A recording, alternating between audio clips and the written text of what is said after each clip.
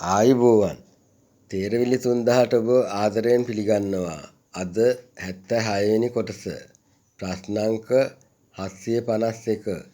තපස් රකින්නවා කෙතෙත් ඉන්නවා මාළු සොයනවා කියන්න මගේ නම. පිළිතුර කොකා. ප්‍රශ්නාංක 752. උස්තැන් 8යි සිටි තැන 9යි පාද මුං වතු 3ක් ගොන් දෙන්නෙක් කෑවාද ඉන් එක පතක් ගොළුෙක් බැඳ කෑවාද අං 28ක් ඇතිමීමෙක් මග යාද.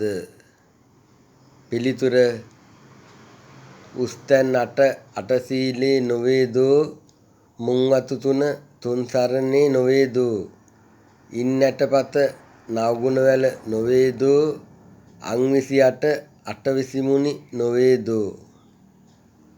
ප්‍රශ්නාංක 753.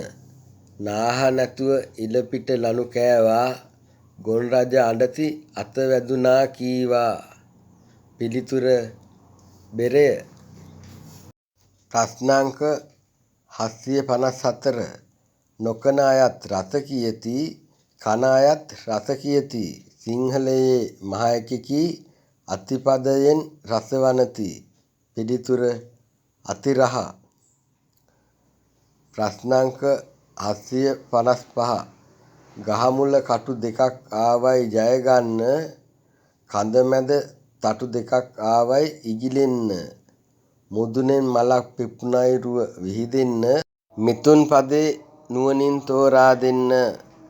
පිළිතුර කුකුලා. ප්‍රශ්නාංක 756. උඩට ගිනි ලවා මොලවා තිබෙන්නා දෙගිනි මැදට යහනෙකි සරසා දුන්නා දෙපිට තලා පොල් ලුණුලා පොවන්නා දෙගිනි මැද යහනේ දරුවෙක් උපන්නා. පිළිතුර ආප්ප. ප්‍රශ්නාංක 757.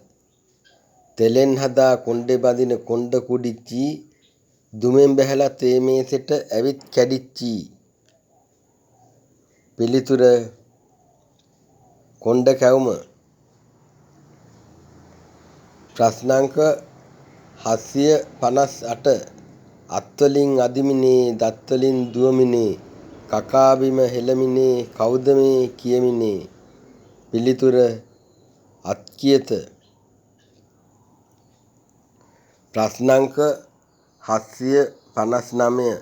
නෙත් දෙක විනා නින්දක් නැත කිසිසේමා පා දෙක විනා පාගමනක් නැත සේමා මඩ බොර දියේ පන රැක ගත්තා සේමා මිතුන් පදේ කීවේ කුමටද සේමා. පිළිතුර ගිරය. ප්‍රශ්නාංක 760.